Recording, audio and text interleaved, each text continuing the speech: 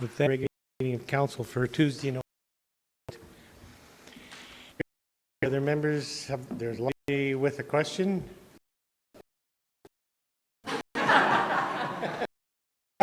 The Plaid. Yeah, now I get it. In case I'll move to be approved as presented. Those unanimously. We have Ms. Panning with the folk.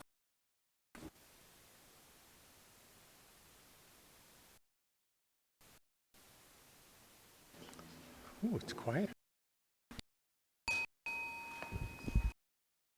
With that, I will call first. Public question period. Are there? Wow. Anybody? The plan. I get it. Okay. Moving then to the agenda. Are there any changes? In case I'll move the agenda. Favor? Opposed? We have two delegates. Ms. Panning with the Folk Festival.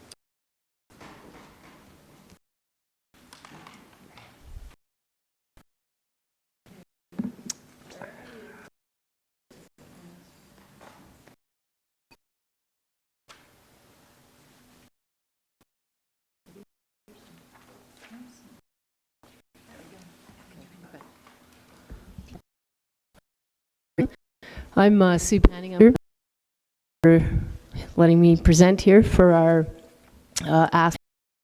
Here is Canada's 150th, you know, and it's Canmore folk. Got an exciting project that I also want to thank Canmore for all the support they've given us. There's the Centennial Park. There's use of the Civic Center, managing signs for traffic, as well as upgrade partners in Centennial Park. Canmore's been great partners for that. It's wonderful to be included in the information sessions to know what's going on in town that might affect our changes, so that and there's the yearly $1 for the pancake breakfast, which tied in with Canada Day. Appreciate getting that. The festival and why we're important to Canmore. So we have a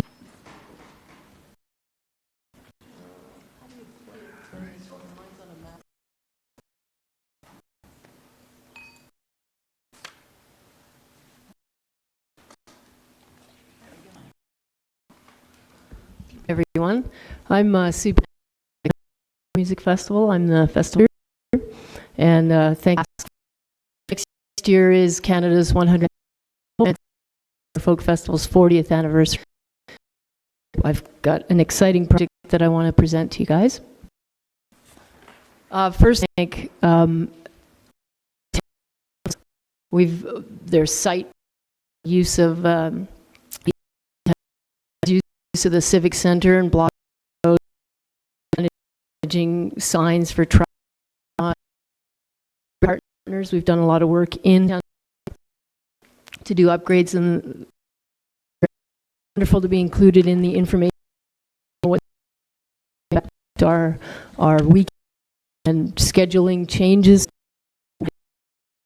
There's the yearly 2,000 which today, but we really appreciate it. Snapshot back to this community. We built the permanent washroom. We've upgraded electricity there, resodding the seating area, and we have an asset lending, and I did put that in the package, and I can with all the communities that are assets with, which and chairs and tents, water stations are recycling that benefit from that. Pre-tickets to nonprofits, they have silent auctions or whatnot, where or community organizations, as well as the in-kind sponsors we give tickets for transients and wouldn't come up. We have 4 the schools. It's Our Lady of the Snows as well, for quite a number of years, and we have visiting artists typically into this year we had Dan's, and usually it's been sort of every 3 years, and now we went to the center in their children's festival. Wonderful. Lots of connections through partnership. We are going to be doing shows throughout the year. I've spoken with Jeremy at Arts Play, come up, and we're talking with the BAMPs. Lots of connections in the community. For 40 years. The community. We built mushrooms in the center. We've upgraded water collection, leveling, and reseeding area, and we're continually. We have a program and back of a package, and I think you have it with all our assets which our stations are and it's many. We give lots of activities to many community organizations, as tickets for their staff, many of them within the schools at Canmore Collegiate. Expand that to Our Lady of the. That's been going on for quite a number of years. Program where we bring artists typically into, and we've done lots. We have a history, and usually it's been. And now we went into a part, so now we can do it annually, which is wonderful. We're building lots of connections. I've spoken with Jeremy at Arts, with the BAMP Center as well. So lots of connections in the community. Bringing people here, rain or shine, multi-generational, little kids, and see just come. Canmore. Think about Canmore, the festival, top 5 things that they or talk about. We've brought, as I said, here for 40 years. And I'll try not to be too. I recently traveled all 3 places. I ran into people, so agents who are Arcade Fire and introduce them and say, "Oh, you're from Canmore," which really surprised me. Met them before, and we're a small festival in the grand scheme. When I was in Spain, when I went to pick up my registration from Spain, she says, "Oh, you're from the festival. I've been. It's wonderful. And when I was in England, I ran into, "Oh, your festival. That's wonderful. I saw that you were in the." So I looked it up and I saw how beautiful Canmore was. We're now planning a festival, so we're known everywhere. Far beyond our weekend, people, and then they come back to Canmore because of a shared love of music. 80% of volunteers are local people, and they take pride in. Yeah. Or snow. So we're family friendly, and seniors and people of all ages come. Why are we important outside of Canmore? We're part of the character of Canmore. The festival is one of the, or talk about. We've brought, as I said earlier, we're known across Canada, and not to be too long, but into Spain, and in all 3 the people that talked about Canmore. Fire and and I was introduced to them outside Canmore because I hadn't been scheme of things. Registration, it was a woman sort of 20 who was from Spain. What a wonderful town. Well, that's wonderful. I saw the delegate, so I looked it up and I we're now planning our summer. It really actually surprised me where. So we really reach far beyond, and then they come back to Canada. So we've created a love of music. 80% are local. Lots of offs. Our 2010 or economic festival, even though it's on the weekend, but they're coming back. The other thing, we're a dry festival, so we want to go get a drink. So again, you go to the bars and the restaurants, is staying in town, and we want to stay downtown. We want to be part, and it's bigger than this average small festival. Starting kids who are in Nashville and albums that they're doing that music world. Artist. This is someone wrote in about that. But people really love there, which is essentially just PowerPoint. There is a talk about how much they love the festival, and visitors, they all rave about it. It's a very festival. So the project that I'm excited about, and it's actually just taken, is for Canada's Canada Far and Wide Great Spirit, curated project that is with the Regina Folk Music, Calgary Folk Music. The idea is to bring a curated concert that's free to the public the week before the festival. For us, it would be the Thursday, and it would be a free concert. Or if we can work to having, and for 6 artists that will go from. There'll be other regional artists that will be coming to the festival to. And it's to celebrate Canada. So it's kind of like the Canadian pick quintessentials. And there'll be probably social media leading up to it, and for sure for radio.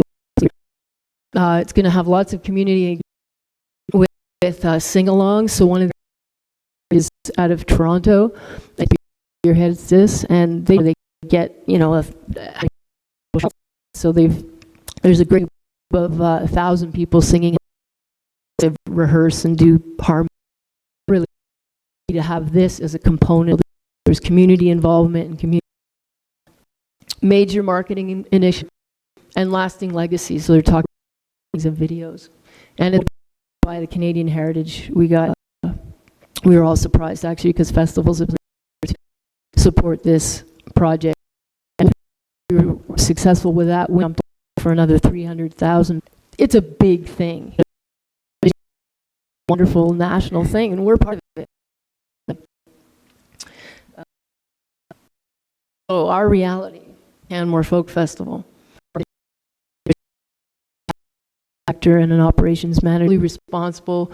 We make sure that we're spending and conservatively festival. We've have as I said, and we've succession planning in the work. Stay as a festival for the next 40 years. But there's increased cost year and decreased funding. So artists cost more every year that seem to come up. Just things that we have to keep it going. We increase. That's part of our Canadian, and worked hard to get sponsors. So our sponsors. So last year that lineup we had 2 sold. Modest profit of $4,000. That we would have been the festival. They make money, and that's why we reorganized, and we have a whole bunch of needs for trenching. Anyway, I don't have to go into the project coming up. Offshoot. Winnipeg, the Bear Festival, Cold Snap, prizes, so it represents different percentages. What we're asking for,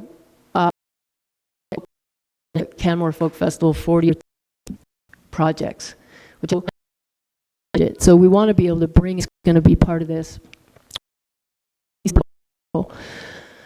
This concert would be the Thursday, and then some of those artists would go into the venues around. You know them all. I don't have to say. We have some other projects we'd like to. We took footage this year with video and about an anniversary calendar all year long. So we are asking for dollars to help, and this is a budget of the expenses from our Canadian Heritage West getting, and so they're expecting each $18,000. The is to help with the artist, bringing an artist of stature 150 and then helping with the project for the Canada 150 and $3,000. So we're asking the town if they could help with half of that. Pretty much the. I have their from Canadian Heritage and the application just for the 150th, or they are just for this project. We do Canadian Heritage for the festival and so this is just for this and for our 40th celebration changes. But the green, our 2010 survey indicates or economic, it's on a busy summer weekend. We brought them in the first place. But we know people are going to leave the restaurants. You're seeing the people as well. So I thought it was a great picture. We want to be part of the heart of Canada. Small festival. We really this range. Like this is a milk carton now in Nashville, and Steve Earle. There's movies being are super important in the world, and it's amazing that our small festival wrote in about the value of the. I won't read it out because I don't much love this festival and your package there, which is essentially power. There is a section where people festival and it's artists, visitors, they all rave about it. It's a very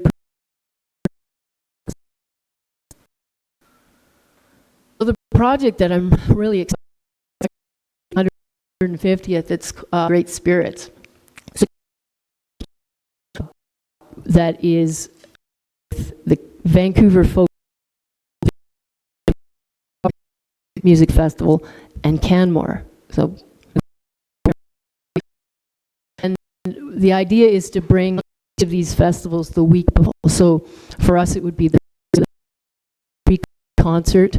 If we can work to having, we've done in the past, festival to festival or town to and other regional artists and people to join in those.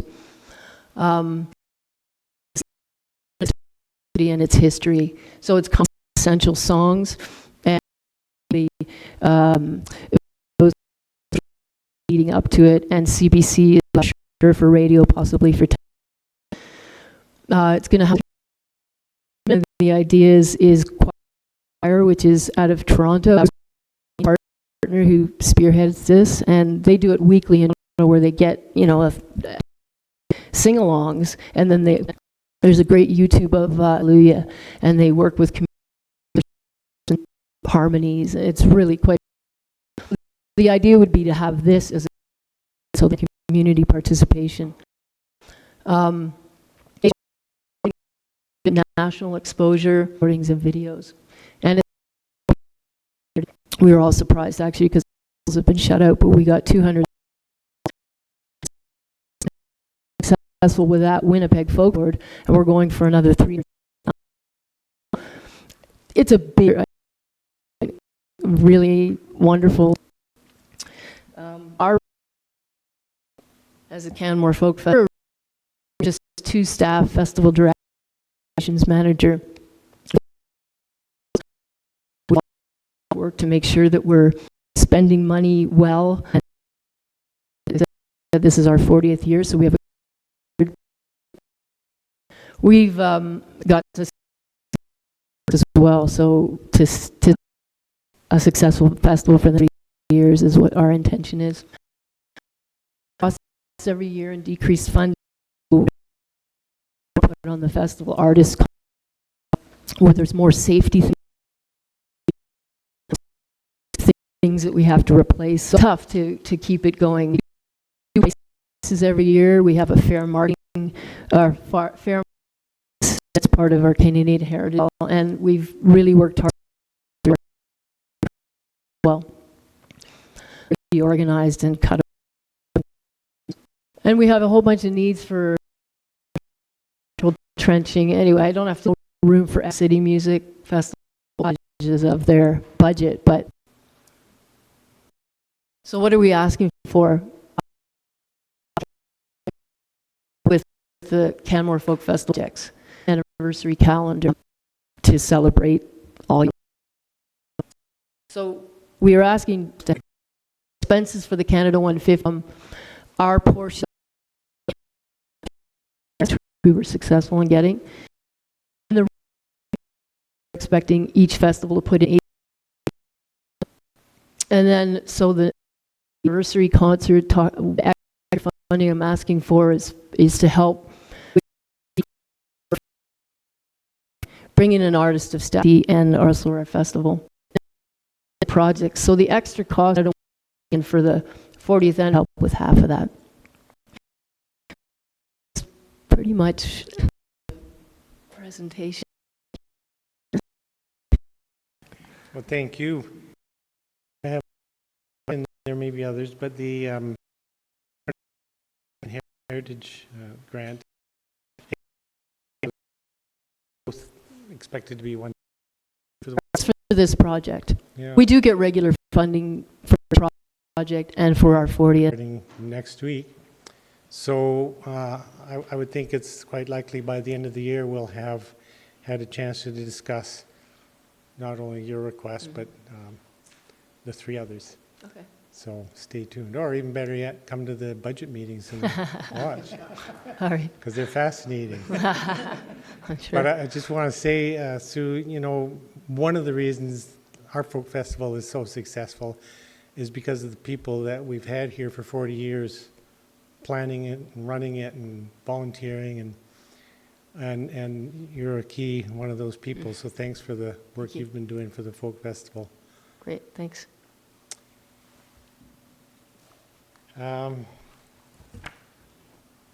Okay, delegation number 2, Ms. Bogdan, the Plaid Goat Mountain 2017 Bike Festival.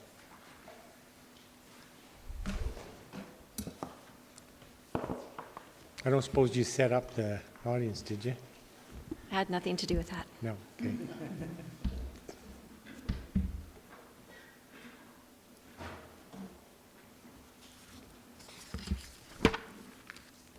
So good afternoon, and thank you to everybody for the event today.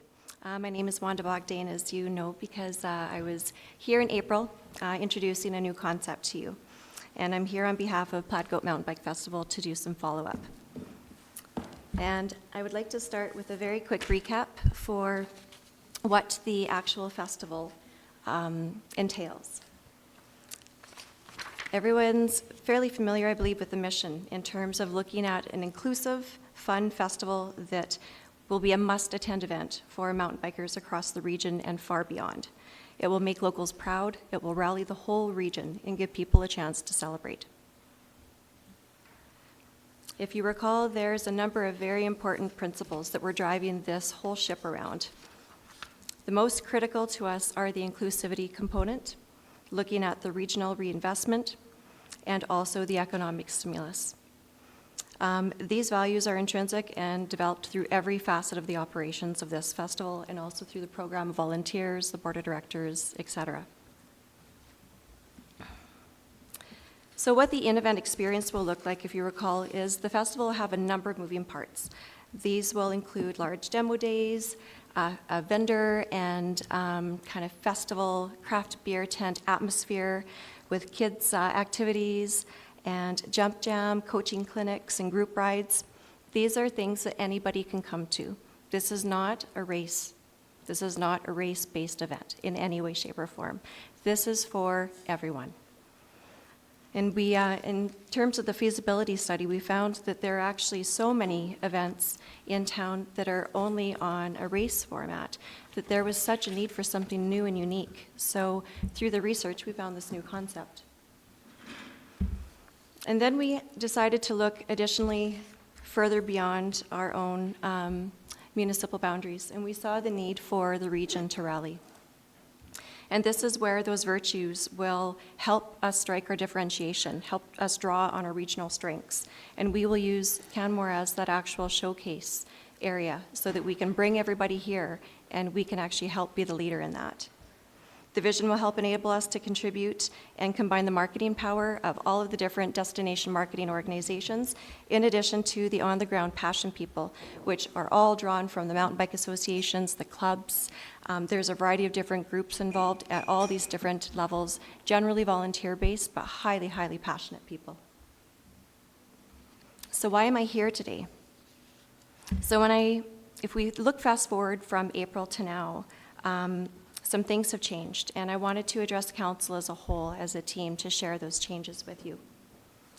You might recall, back at that April presentation, a slide that was included on behalf of Plaid Goat's most strategic and large-scale funding partner, recognizing the energy and the commitment between our organizations to create something great for Canmore.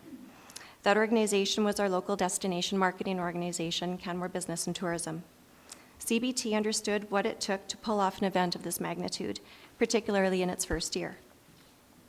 There are many one-time costs in startup, be the website, developing the foundational systems and processes, looking at volunteer intake, everything right down to registering and working through the not-for-profit process with the government. There's a lot involved during launch year, and CBT believed in the vision of the festival and saw the economic opportunity for the community as well.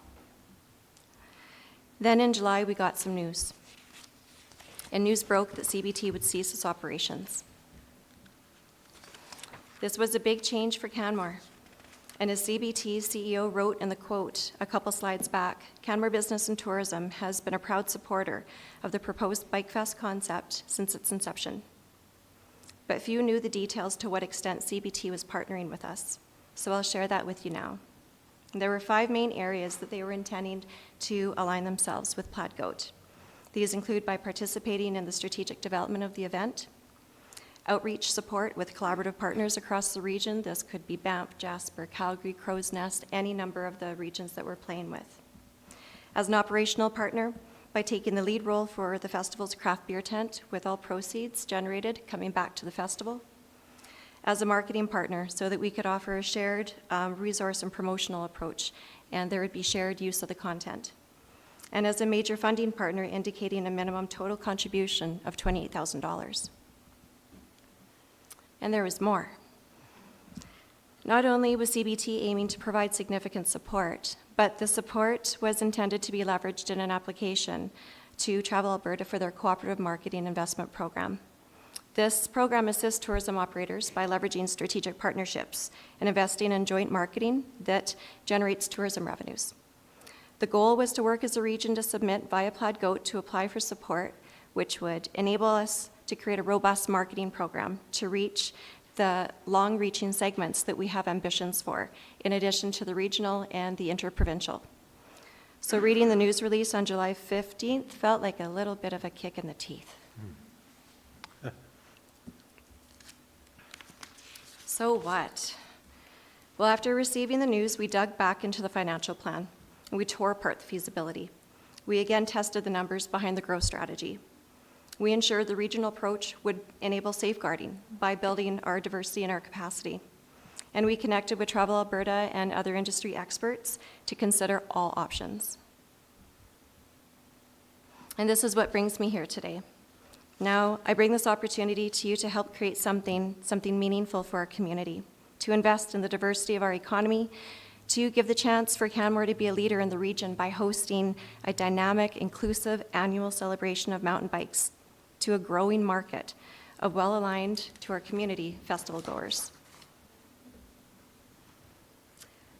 So what do my team and I bring to the table?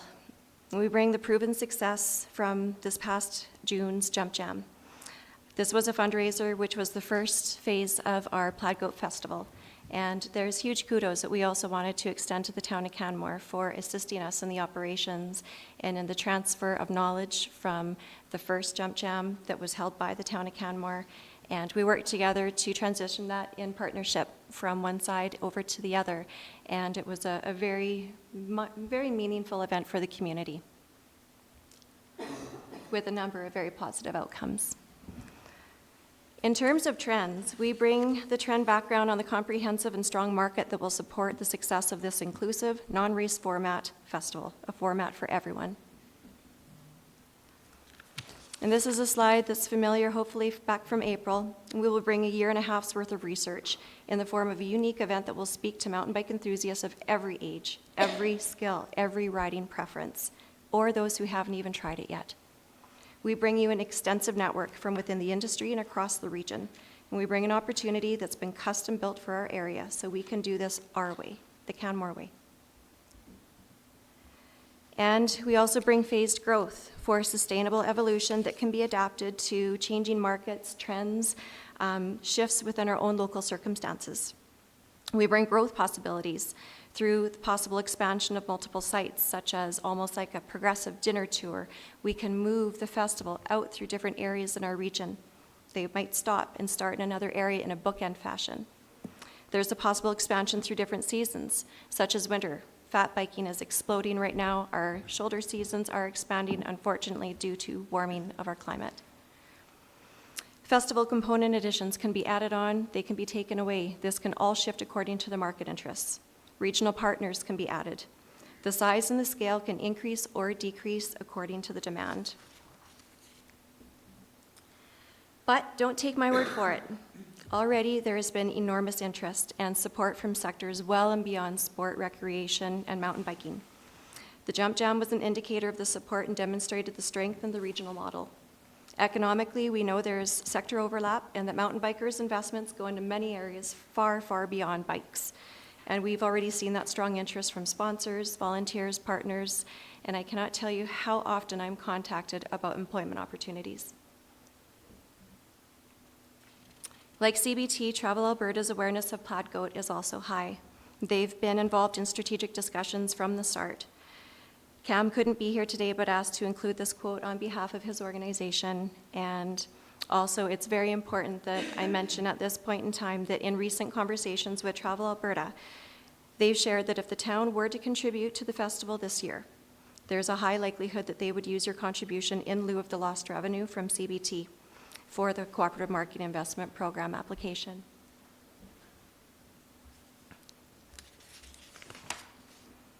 The Government of Alberta has also been clear with their interest in enhancing economic diversification for our province. And this was evident when MLA David Shepherd presented during the Alberta Bikes Conference just recently here in September. And he explained that bike tourism represents a growing opportunity for the province, which has set out ambitious tourism growth goals. Plaid Goat Mountain Bike Fest is well positioned to help support those goals and the direction, and also make sure that Canmore shines in the process of that. So here's some of what we've grown to, with still 8 months left and remaining. And this is just a snapshot. We've received tremendous support, and I get requests from partners, and I just did last week once again, from people all the way out through Edmonton, Rocky Mountain House, and they cannot wait to come here to be seen, to be found, and help share in the celebration.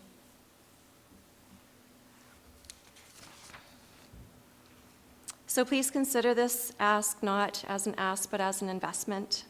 This may be a one-off request, but the festival is not a one-off event. It will be an annual celebration. Similar to other successful mountain bike festivals around the world, holding Plaid Goat will bring meaningful economic activity through its annual reinvestment program, which is the Regional Trails Fund.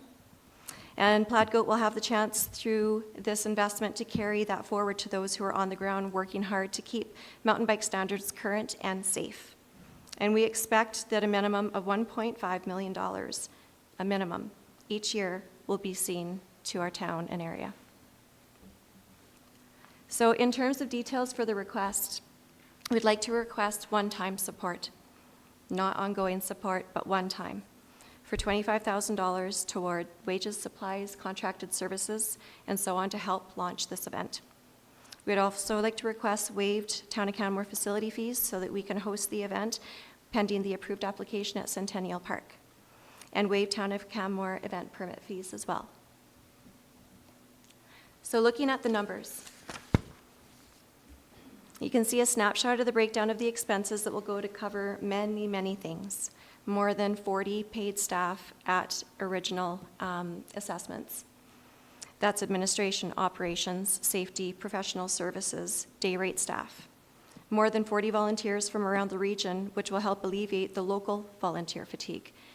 And this is one of the great successes so far that I've seen that was realized at the Jump Jam, was we don't need to stress our local volunteers. We can actually have a whole meeting of minds come together to support this opportunity. And a $30,000 contribution to kick off the Regional Trails Fund, plus 10% built-in contingency buffer and many other safeguards to ensure that we have a strong financial program that will lead us successfully into the future. The diversified funding model will see us generate nearly $150,000 from direct event revenue and just over $200,000 from external support. And in looking at that, there's a number of grants that lay ahead that will be looked at and considered in a staggered approach, not all in, because we need to make sure that we have those opportunities available for us when we need them. But if we can be diligent and conservative in our financial plan, then the hope is that we only go to those places when we really do need them. And it's also important to note that $100,000 of the funding is actually on the cusp of final deal signing. And that's 100 of that 200. So we're almost at a 50% within our sponsorship revenue and a variety of those moving parts. So things are looking extremely positive. It's a very exciting time for us. And each contribution, however, is unique and has a vital job to do in achieving our collective goals for our first year. So just bringing us back to a couple of slides that you'd seen back in April. I bring these back because of the reason for me being here today and the fact that that reason has changed. Before it was information purposes, and we do have a specific ask this time. I'm here to share just the opportunities for municipalities to work in the right way together. There are standard sponsorships like what's done in Hinton and like what we're coming today to you to talk through. And others take on the full meal deal approach and they own the whole thing. The town of Whistler was one of 4 original partners for the largest festival in the world for mountain biking, and now that has since been owned in its entirety by Whistler Blackcomb. And Rotorua in New Zealand was so intrigued with this concept and saw the economic opportunity that they actually purchased the rights themselves wholeheartedly without 3 other partners. In looking at where the town of Canmore is, and we see the strategic alignment between the vision and the goals and where our town is moving, where our population's at, where the opportunities are for sustainable economic development. There's a fantastic chance for us to do great things together, and that the culture of mountain biking in Alberta's Mecca of Canmore can help draw things forward. So in closing, I'd like to thank you so much, so sincerely, for considering this opportunity for us to work together. And I'd be pleased to answer any questions that you may have. Well, thanks very much. I think you answered the one question that I had in mind, which was around the question of being able to leverage through Travel Alberta any municipal funding. Mm-hmm. And I think you suggested that was most likely or quite likely. It sounds extremely positive. Super. Are there Okay. questions from other members of council? Councillor Sanford. Thank you, Your Worship. Thank you, Ms. Bogdan, for your presentation. You had asked in one of your slides for the consideration of waiving the fees for the use of Centennial Park, Correct. correct? Have you done some investigation with the town to find out if those parks are available, the venues? Yes, that they you- are. Okay. Yes, I have a tentative booking on those dates. Okay, so you've already got that determined? You're Absolutely. just going to the next step? Okay. Correct. Thank you. Yeah. Well, thanks very much for your Okay. presentation. You've done an astounding amount of work in planning this. It's pretty impressive. Yeah. And I explained to Ms. Panning the process now. So again, come on down and sit in on the budget meetings and listen You to bet. those discussions. Awesome. Thank That'd you be so great. much for your time, everyone. Thanks, Wanda. Appreciate it. Now, don't everybody feel you have to rush off, because, no, really, I mean, this is fascinating stuff we'll be talking about now. You get to watch municipal governance in action, so stick around, or not, and maybe I'll give a brief moment here to let people clear out if you want.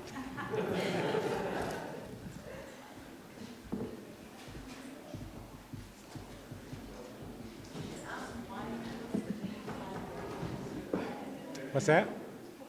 And why was there no vote? I can't be...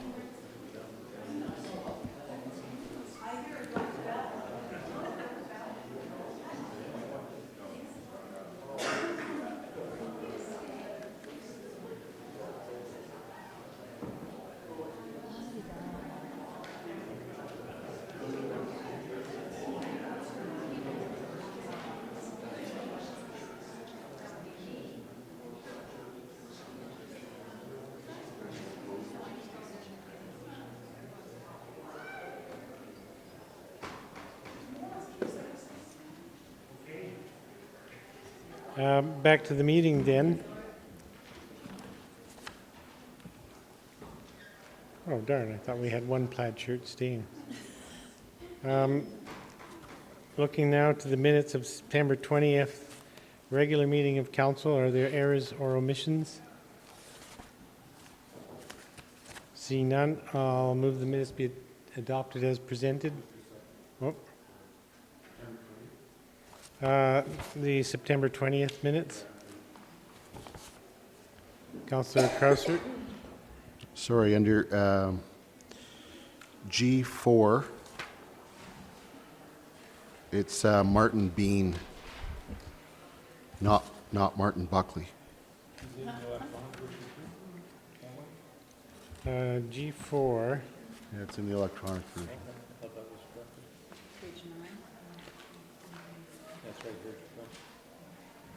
Yeah, I'm just September 20th.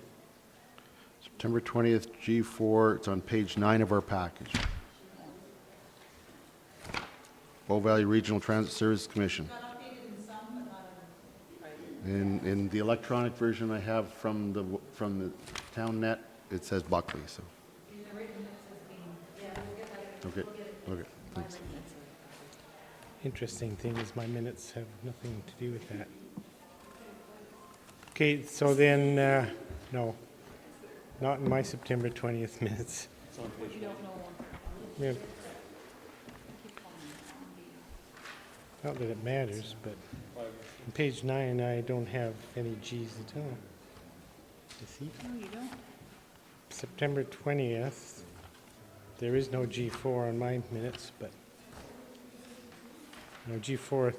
Oh, there it is, Martin Buckley, right? Okay. I've caught up with everybody. So as amended, or move the minutes be adopted as amended? Seeing no discussion, those in favor? Opposed? Motion's carried unanimously. And to the minutes of October 11th. Any errors or omissions? Seeing none, move the minutes be adopted as presented. Those in favor? Opposed? Motion's carried unanimously. In the minutes of Tuesday, October the 18th, there is an error in the first page. It has the meeting as October the 19th. Are there any other errors or omissions? Seeing none, I'll move the minutes be adopted as amended. Those in favor, opposed, motion's carried unanimously. Moving down now to item F1, Tax Penalty Bylaw 2016-20. Ms. Staple.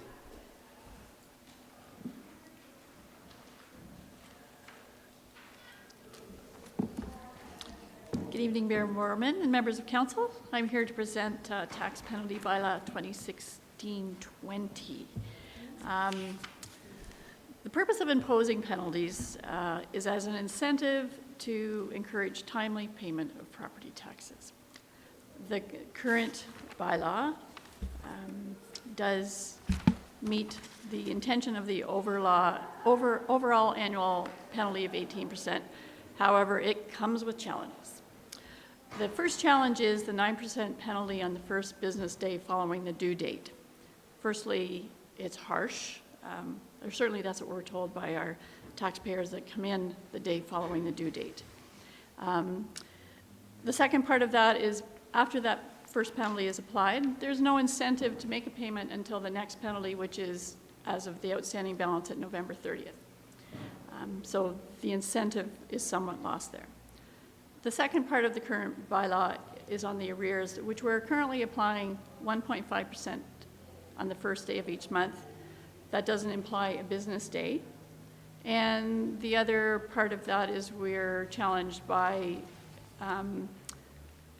getting that done every month in a timely manner. And then when we issue the tax notices in May, it can't include the 1.5% if you have arrears on your taxes that would be due June 1st. Although we do make a note on the back of the tax notice that that should be included. From a professional standpoint, we haven't been able to make our tax notices recognize that and add it on. So if you pay after this date, then your total would be X. So we're trying to go beyond that and correct that. The intention, I think, was correct, that we would lower our penalty to 1.5 a month. However, it hasn't had a significant difference on who pays in a timely manner. The new bylaw, 2016-20, addresses these challenges, and I'm pretty excited about it. What we're looking at is, so second business day on our current taxes, so that allows for the electronic payments that have been made, even anyone that makes a payment on June 30th from their bank, that is showing up in our reports on the first business day of July. And we have no way of knowing that until I send out past due notices, and then I get a call that says, but I paid on June 30th, so therefore I'm asking for confirmation. Just hopefully they have their printout from the bank that shows they paid on the 30th. By applying on the second business day, we can have all that into our system and updated, and then we won't run into that problem. And the second part of that is by lowering from 9% to 5%. Hopefully that isn't as harsh. It still has an impact, but it's 5%. And then by going forward to the next month, the first business day of August, another 6%, we have created an incentive to pay. So if you paid late, you missed June 30th, don't pay late again because there will be another penalty. And then again, for the next one, September 2nd. At the end of the day, we've still reached our 18% annual expectation of a penalty. So therefore, if someone chooses not to pay, it's still 18%. Moving into the new year, where we have the arrears, we're asking for 4.5% quarterly, so January, April, July, October. That takes care of the problem with our tax notices in May, makes them look more professional, and it is much more easier to work with from a staff perspective. So what we're asking for is, and our recommendation is to give first, second, and third reading to bylaw, 2016-20. Any questions? Great, thanks for the presentation and the report. Are there questions this time from members of council? Councillor Sanford. Thank you, Worship. I just had a clarification on the second business day. In 2016, July 1st is not considered a business day, is that correct? Okay, No, so, actually, 2016, I think it was the 4th was our first business day. okay, well, in July, so if we're not considering July 1st, then it would be, because it was a Friday, the second business day of the month would be July Yes, 5th, correct? Correct? Yes, that was a typo on this sheet, so it should have been July 5th. For Okay, if I so use July the 5th. examples. Sorry. So that's going to, July 1st is considered a not business day. Say again? It's not, July 1st is not a business day. No, no. So then, It's always a stat, which is Right. where we've run into problems year after Okay. year after year. so anything that carries over late from June 30th can't go until the next business day, which is often Right, the so 3rd or the this year, 4th our or the 5th. report, so I would say there was about 400 or 500 payments that were on our electronic report, but they were all dated July 3rd or 4th. And so that's why I say we applied it back based on the fact that, so that we wouldn't get that until late in the day on that first business day. We get that report at 3 o'clock in the afternoon on the first business day, so by which time we have applied the penalty. Whereas with going with the second business day, all those reports, whether the first falls on a Friday, Saturday, or Sunday, all those reports we get, it'll be dated that first business day. We'll process them through the system, and apply penalty the second business day. So that gives you time to just, It gives Go us through the time, electronic. and it also recognizes those people that made their payment. I think if it's after 12 o'clock in Alberta, because it's on the central banking system, which is in Ontario, and they advance to the next business day early on June 30th. So whatever the next business day is. So definitely won't be the first, because that's not a business right, day. okay. Yeah, so just for clarification, it's not the first, July 1st is not considered, A business so day. it's the weekend and July 1st, whatever. So in this particular case, it was July 5th, Yeah, but so- that's so, probably the yeah. latest it'll go, I guess, eh? I'm sorry? That'll be the latest it'll go is July 5th, Yeah, yeah. yeah. So again, so if July 1st was a Monday, our second business day would be the 3rd. The 3rd, okay, So it all depends. So each year it changes. okay. So that just gives everything a chance to catch up Yeah, and electronically. with the electronic banking systems, how they've changed, we used to, in the days when we manually entered all of those reports, we actually got a hard copy that showed when the person did the transaction. We don't get that anymore. Okay, well, it seems good, thank you. Yeah, thank you. Councillor Comfort. Yeah, I just have a question about the TIPP. Yes. So in the new bylaw, it speaks to accounts enrolled, tax accounts enrolled in that plan will not be subject to the penalty as long as they're up to date. But then it doesn't include the following rules that are in the existing bylaw about in the event there's a default in payment, what will happen, and so on. I just wondered, do those rules carry over, or are they now? So if there's a default in payment, or they're removed from the program, then they would just fall under this program. So for example, if they stop paying October, usually what happens is the first payment at NSF, so we charge service charge, and that's part of our, which bylaw is that, Catherine? There's a bylaw where we can charge service charges for return. So what happens is, so if it's in October, then they'll get a break until January. They will get a break until January. However, because we've charged a service charge anywhere from $25 to $50, we feel that we have met our expectation there. We do have almost 50% of our taxable roll on the tax installment payment plan. Another 500 properties are paid by mortgage companies. So what we're looking at here is almost less than 50% of people that actually pay one lump sum annually. And generally, do you find under the TIPP that people are compliant in their payments, or is there a lot of? Absolutely, yeah. Okay. Yep, I mean, like anything, they bought something, they forgot, change a bank account, there's a raft of reasons Yeah. why from time to time. If we have someone that continually defaults, we do remove them from the program. Oh, okay. Well, because we just Sure. don't have the staff capacity to chase them. You know, if it's not working for them and the service charges are more than the penalties would be, and that's a conversation that we have with individuals. We try really hard to keep them on track. it does work well for most, and I would say coming up in January 2017, we're probably adding another 60 accounts onto the program based on the file folder that I have in my drawer at this time. Thank you very much. Thank you. Any other questions from members of council? Seeing none, thanks for the presentation. I think it's quite a reasonable suggestion, so thanks for bringing that forward. I said I think it's quite a reasonable suggestion you've made. That I will move the council give first reading to Tax Penalty Bylaw 2016-20. Is there a discussion on the motion? Seeing none, I'll call the question. Those in favor? Opposed? Motion's carried unanimously. I'll then move that council give second reading to Tax Penalty Bylaw 2016-20. Discussion on the motion. Seeing none, call the question. Those in favor? Opposed? Motion's carried unanimously.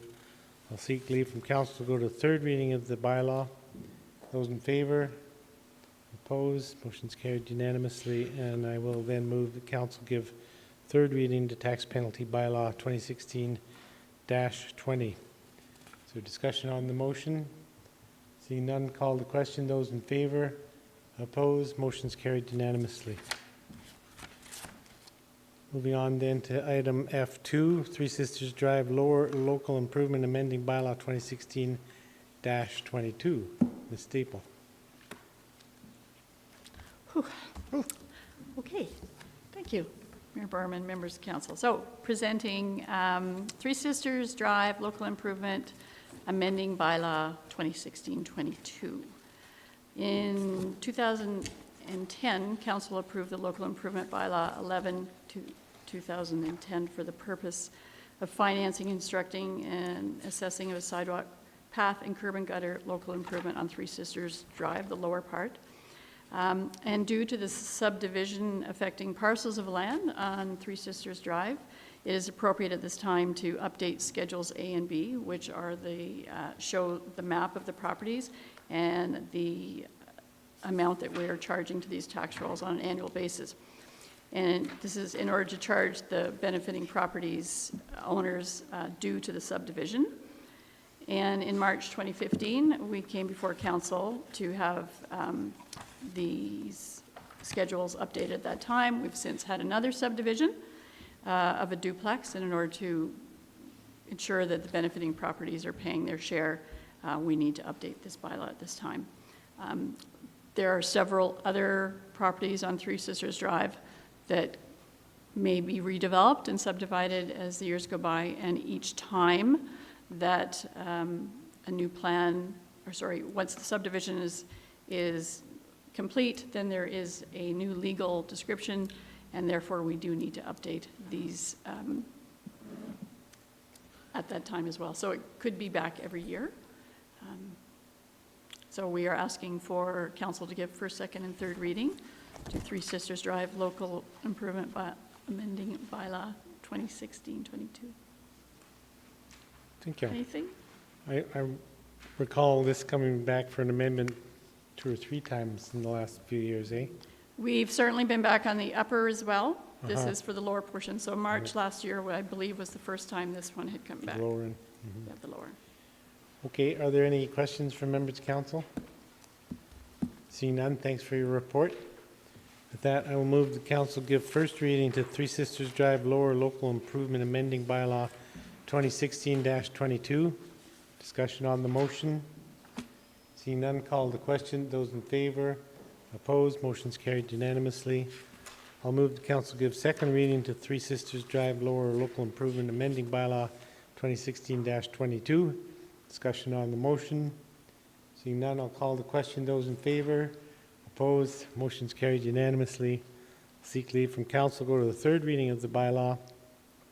Those in favor? Opposed? Motion's carried unanimously. And I'll then move that council give third reading to Three Sisters Drive Lower Local Improvement Amending Bylaw 2016-22.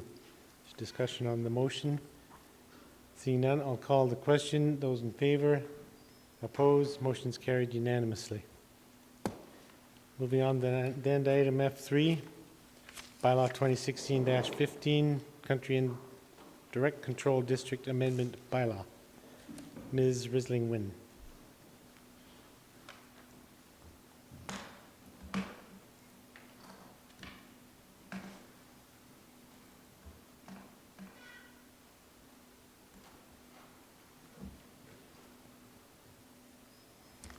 I don't even have to adjust the mic tonight. Good evening, Mayor Borman and members of council. Tonight, administration is bringing Bylaw 2016-15, an amendment to the Country and Direct Control District, back to council for your consideration. So you'll recall that in mid-September, on September 20th, 2016, council first saw the request for an amendment and gave it first reading at that time. On October the 11th, 2016, council convened a public hearing at which time members of the public were able to speak in opposition, in support, and neutral with respect to the application. And tonight, we're bringing forward amendments for council to consider and also for council to consider second and third reading. So again, just to recap, what is the amendment itself? It is to add eating establishment as a discretionary use to the Country Inn Direct Control District.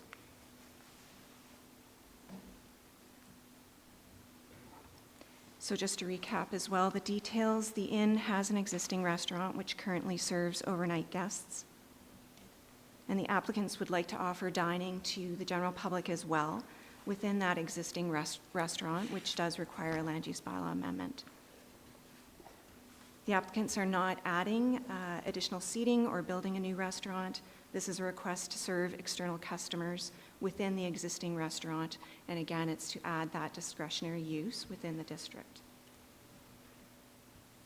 So a number of issues were raised at the public hearing, the first being parking. So concern was raised that the proposed use will result in additional strain on parking along Benchlands Trail and Eagle Landing. So the required parking has been calculated for the proposed use and can be accommodated on Lot 4 and the adjacent undeveloped Lot 5, and the applicants do own both lots. So 14 visitor accommodation stalls are required and provided on the existing villa lot. The adjacent lot requires, or the eating establishment requires 3 stalls, and 3 are provided. And in fact, there's an additional capacity for another 12. So a shared parking agreement registered on both titles would be required as part of the development permitting process. And any future development or sale of Lot 5 would have to accommodate that shared parking agreement. We believe it's important to consider that parking congestion in the areas related to a number of overlapping activities. And because the applicants are able to accommodate the parking required on-site on both lots, parking should not be exacerbated by the proposed use. And while patronage can't be defined with any certainty, patrons from the surrounding residential districts could certainly walk to the restaurant, and therefore parking would not be required for those diners. For additional clarity, we have actually added a section to Section 387 specific to parking that states parking for eating establishments will be calculated in accordance with the parking requirements in the general regulations, specifically the general parking regulations section. Concern was also raised that the proposed use would result in additional noise impacts to the surrounding adjacent neighborhoods. The Town of Canmore's existing noise control bylaw allows the town to respond to unreasonable noise. That certainly was the case in the past, that's the case now, and that would certainly be the case in the future. The Development Authority could further consider defining the hours of operation as part of the development permit conditioning.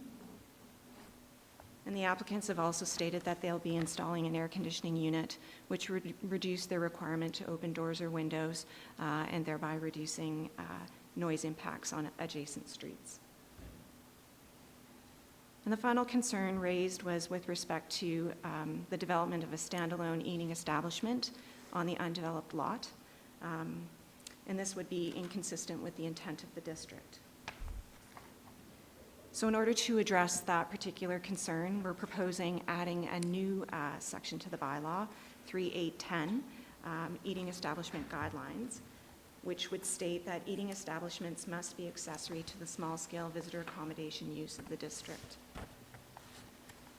So this would ensure that any future development permit application for a standalone eating establishment on that undeveloped parcel would have to comply with the intent of the district. That being, a restaurant would have to be accessory to the visitor accommodation use. So just in summary, 3 amendments are proposed since council saw the bylaw at first reading. The first being the addition of the parking requirements for eating establishments in section 387, addition of section 3810, the eating establishment guidelines, which states that it must be accessory to the visitor accommodation.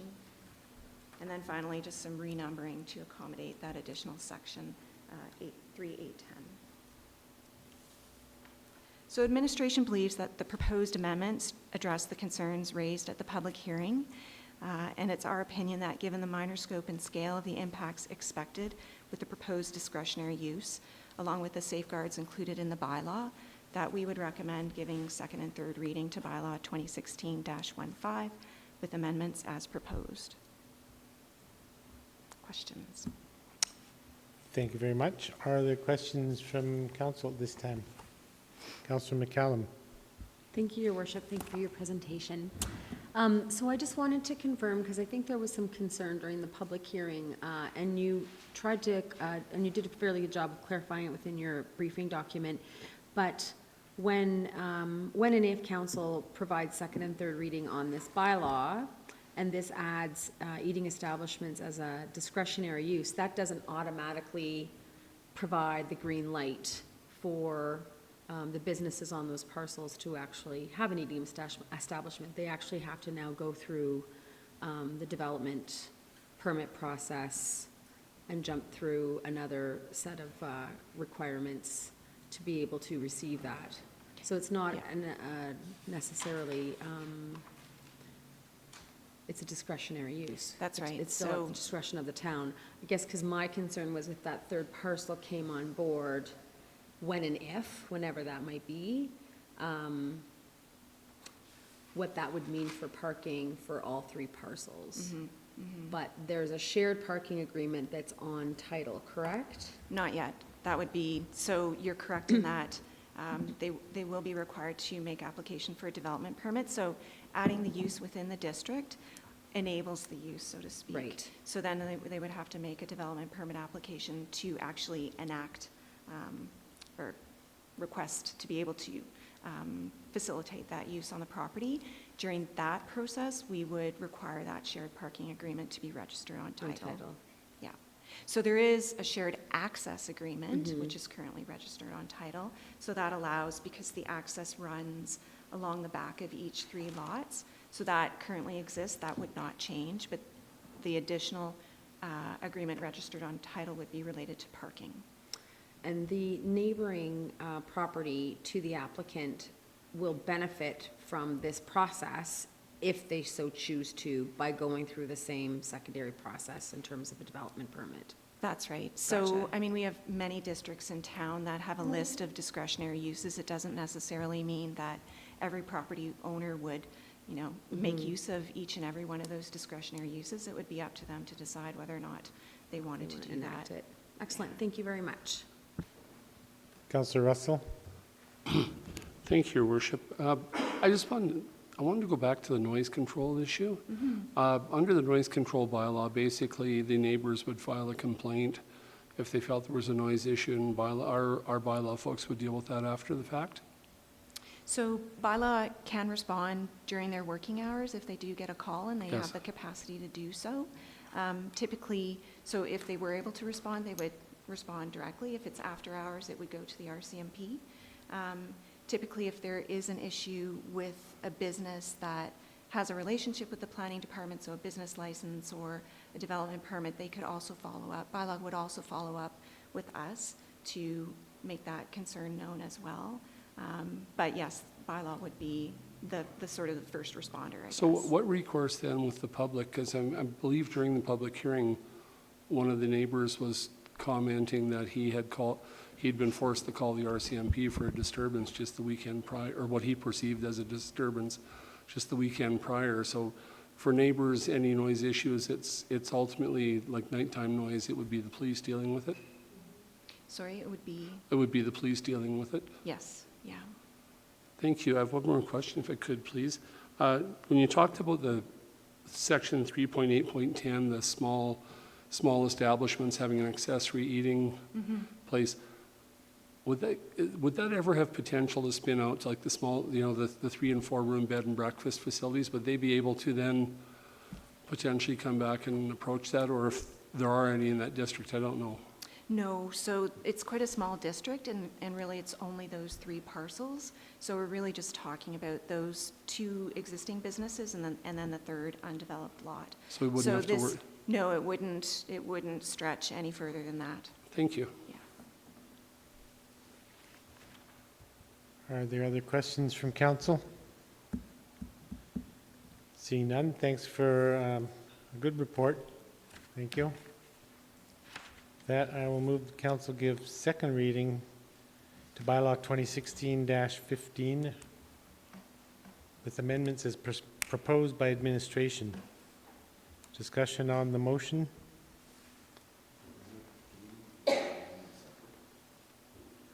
Well, this motion just, if you, do you want? The motion is just to,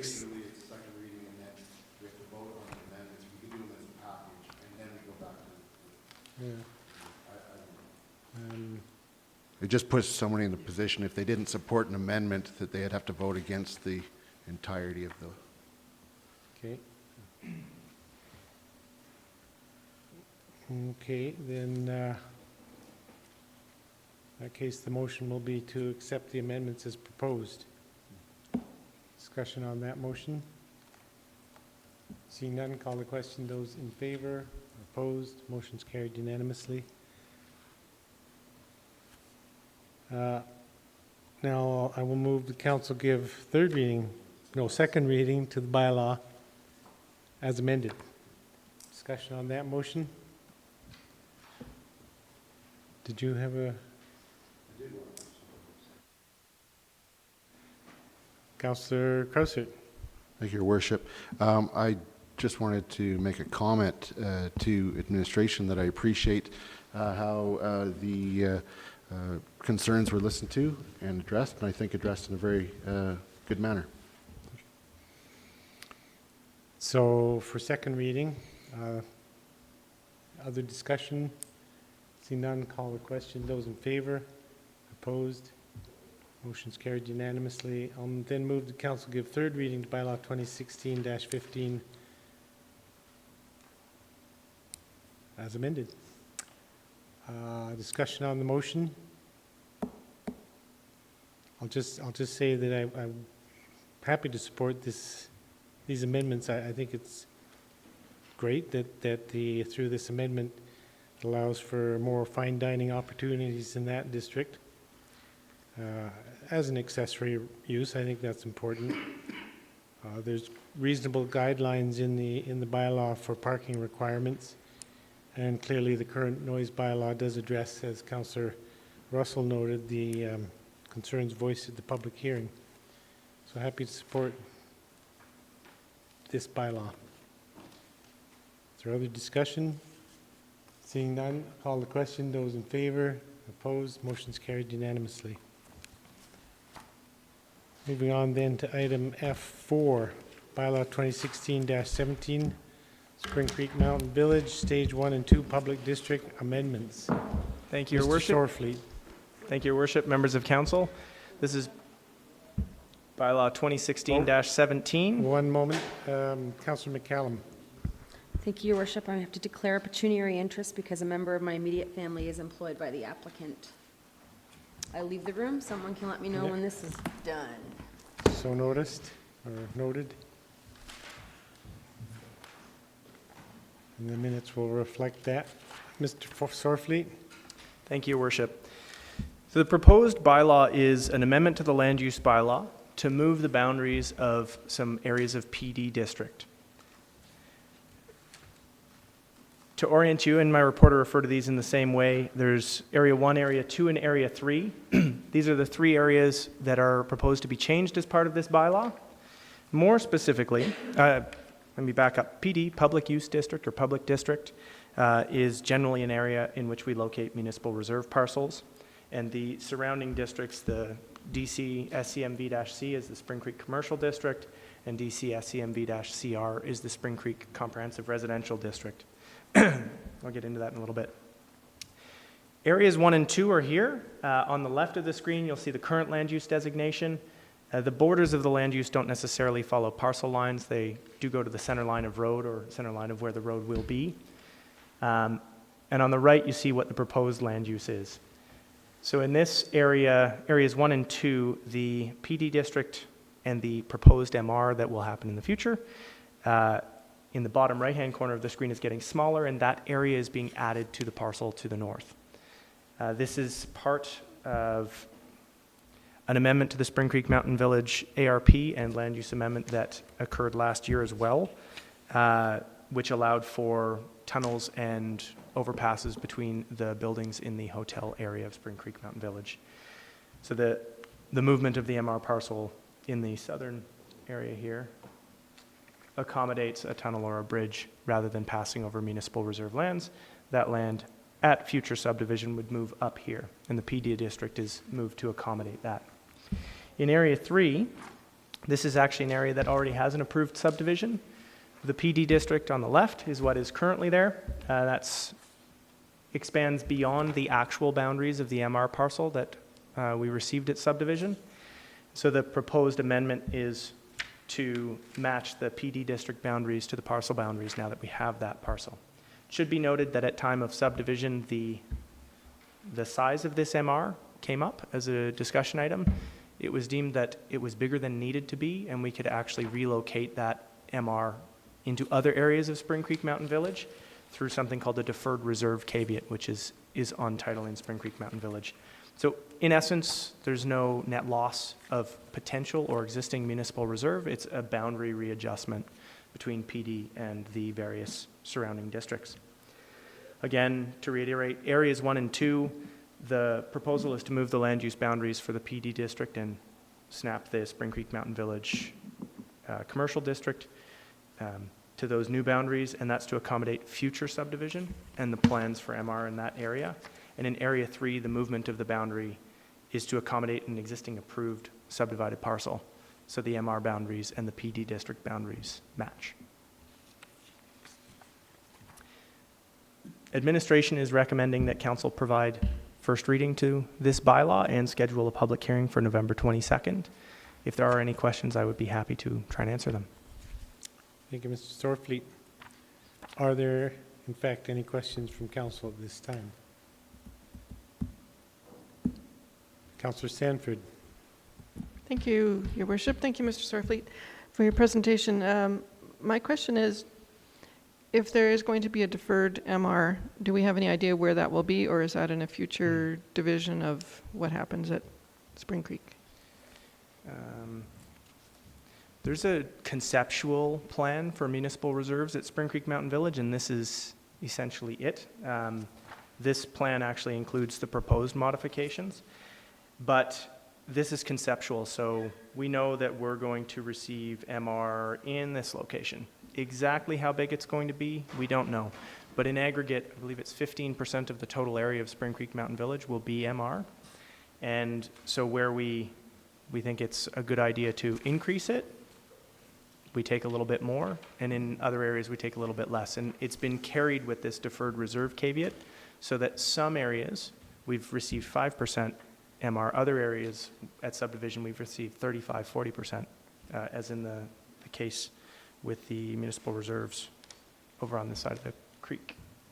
So some subdivisions we get more, some subdivisions we get less. So this particular adjustment is accrued to the next phase somehow? This particular adjustment is to land use boundaries, not to the MR specifically, but the point being that typically in Spring Creek, our PD districts match our actual municipal reserves. In this case, there's a situation where the PD district doesn't match the exact boundaries of the municipal reserve, and based on the planning for the commercial area of Spring Creek, the areas wouldn't match the planned areas for municipal reserve. So it's in effect a tidy up bylaw. Okay, so it will be carried over into into the later development of the conceptual plan? The MR will be Okay. as part of the subdivision process, yes. Okay, good, thank you. Councillor Krausert. Thank you, Your Worship. Thank you, Mr. Sorfleet. This is just a, just confirmation. It is going to be 5 p.m. that is going to be suggested. Our reserve times are usually 6, and I was just wondering if it was supposed to be 5 or 6, as long as it gets changed in our calendar. It's currently reserved for 6, but I don't I'm recall okay with why, but anything. the Agenda Review Committee decided 5 p.m. was, which is fine. I just was there want to make sure something that it else gets happening changed. that evening? Can't remember. No, I know, but it seems to me there's something else that evening. Once again, either way, I think is fine. It's just as long as it gets changed in our calendar. Otherwise, we're going to be late for the public hearing. Late to the party.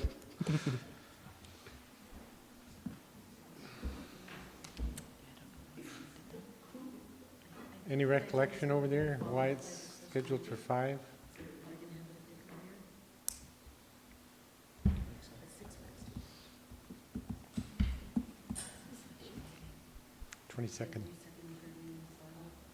November. Were we holding the evening for a budget? We holding the evening for a budget meeting potentially, or? No. So we could then make it for 6 p.m., the public hearing? The current proposed agenda says to be followed by a special meeting, so we're just trying to recall what Try to that's remember about. what that special meeting was, yeah. I was hoping that you would, oh, The special meeting is to do second and third reading of the bylaw, should council choose to do so. If right. council it'll be brought before council, and then if they wish to defer, then we can delay that to another right, date. yeah. Okay, Yes, so I think that was the thinking, is to yeah. have the public hearing at 5 and then potentially the special meeting at 6. right. I do recall that.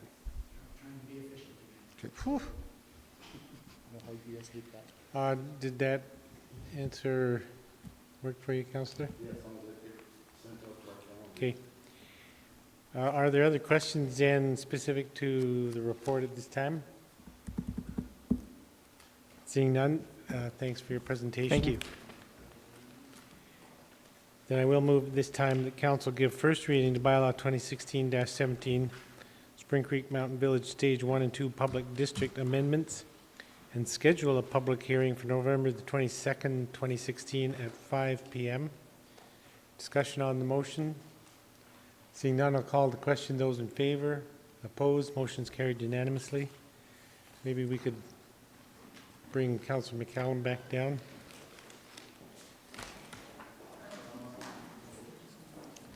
And while we're waiting for Councillor McCallum, Mr. Kernick, where did you put the mayor's head? I'm curious. It's in the creek. Oh. Huh? We went early and it was closed. Yeah. Oh, yeah. We all went as council, and you weren't there. So.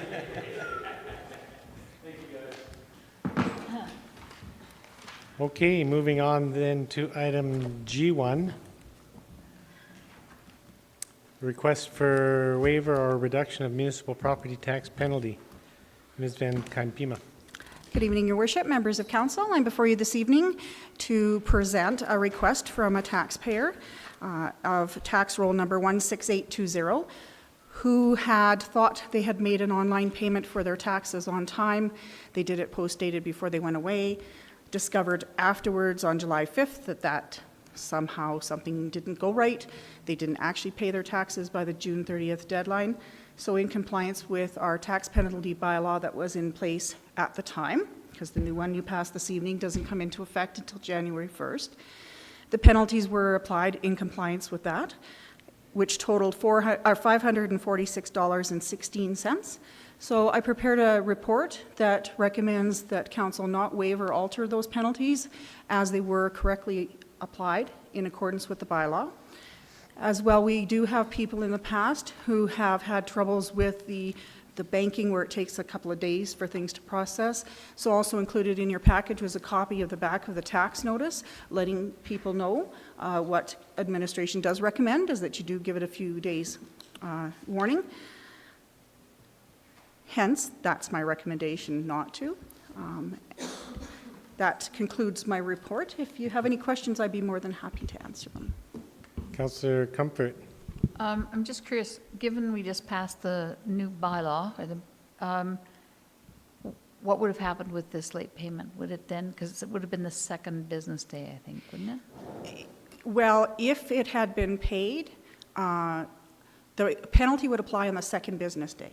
So if the taxes were paid on or before July 4th this year, the penalty wouldn't have applied.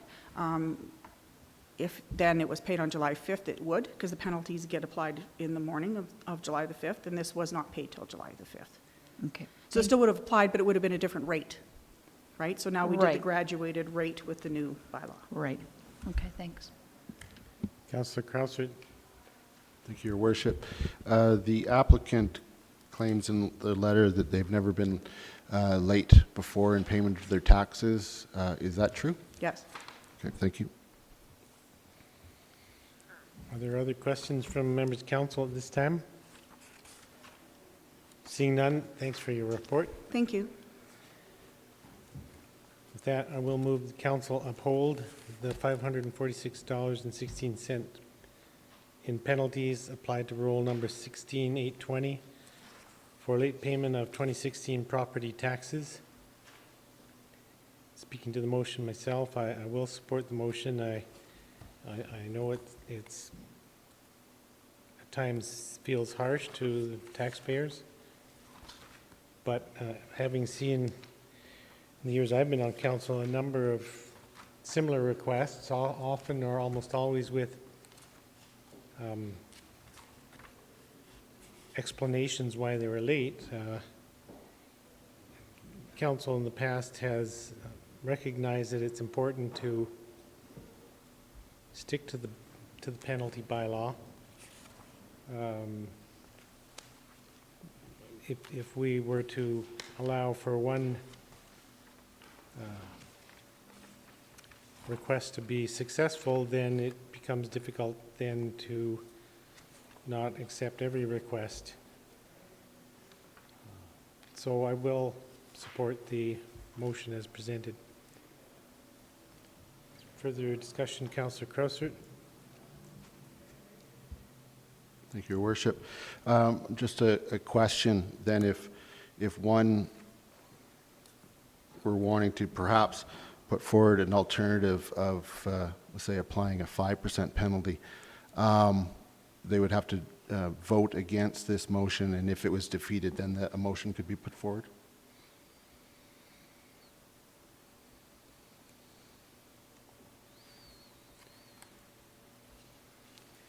Probably that would be the cleanest. Okay, thank you. Ms. DeSoto?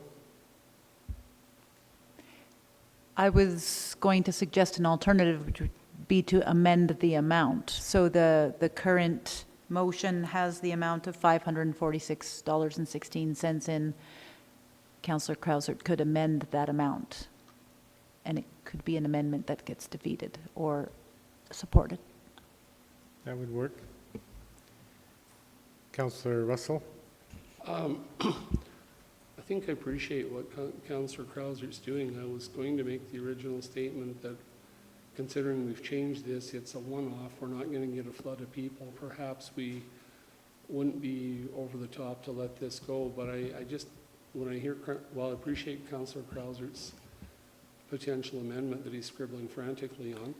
I'm just wondering, how do we, or we just pull the numbers out of the hat to punish someone? Like, I think we should either, if there's a prescribed penalty that we've got here, we either say the penalty, I would think that, I'd This rather see time, us, yeah. that the penalty applies or it doesn't. Not, let's not start inventing numbers. So there is no amendment on the floor at this. No, but I'm just speaking to the fact that Councillor Krauser, as it sits right now, I would rather we just defeat this motion. Okay, so you're speaking against the motion? I am. Councillor Krausert? Thank you, Your Worship. I'd like to propose changing the $546.16 to $303.42, which instead of a 9% penalty is a 5% penalty, which is in keeping with what we just approved earlier this evening. I'd ask you to consider this in light of the fact that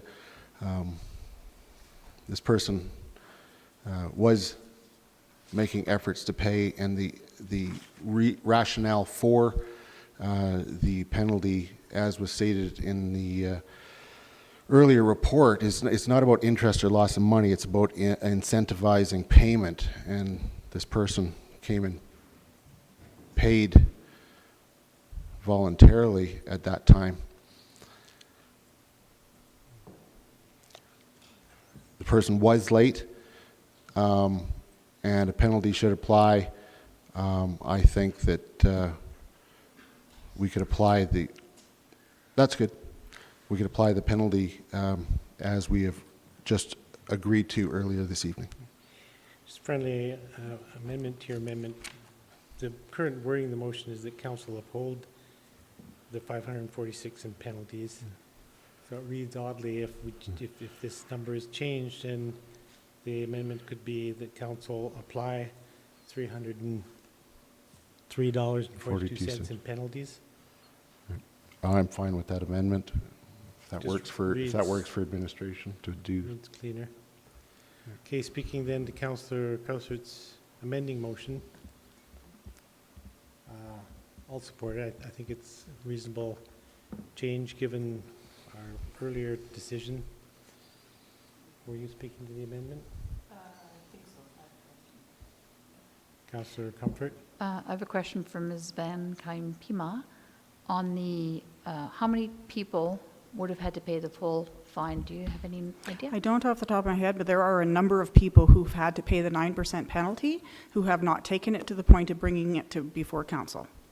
And would that be for this year or? It's for this year? For this year? Yes. Okay. So speaking to that, then with that information, I can't support this. I think that if we have, I concur with Councillor Russell, if we have a penalty, we shouldn't rewrite history. I get that we've just changed this, recognizing we want to encourage compliance, but I can't support it. It seems very inconsistent to me, so I won't support it. Councillor McCallum? Thank you, Your Worship. I actually was going to ask the same question. We've just in the last month upheld penalty on late payment, so I guess my worry in making this last minute change on this one particular tax roll, that there's going to be 200 in behind it, which is, I think, a number I understood has the number of people around that have paid late this year in one shape or form, all looking for a similar reduction, which seems to be an administrative nightmare. Looking forward to implementing this year, next year in July of 2017, but I don't think I can support this amendment. I would like to point out, though, that in past years, in the flood specifically, we have either forgiven or suspended tax payment, if you recollect, Your Worship, on compassionate reasons as a result of the fact that the entire community was suspended. So we have been known to provide relief on a compassionate basis in the past. But I appreciate you bringing this forward, though, Councillor Krauser. Councillor Krauser? So just to close, I would ask a question. Do we know of all of those others that penalties were applied, how many paid on July 5th? I don't know how many people paid on July 5th, but I do know that staff had to deal with double digits of numbers of people that had paid just barely late. Yeah? Okay. Yeah, and thinking of that, I won't be able to support your amendment. Is there further discussion on the amending motion? Seeing none, I'll call the question. Those in favor? Opposed? Motion is defeated with Councillor Krausert in support. Back then to the primary motion, the original motion that council uphold the $546.16 in penalties applied to roll number 16820 for late payment of 2016 property taxes. Discussion on the motion. Seeing none, call the question. Those in favor? Opposed? Motion's carried with Councillor Krausert in opposition. And I do believe that takes us to the end of the agenda. In which case I will move the council be adjourned. Those in favor? Those in favor? Opposed? Motion carried. We're adjourned.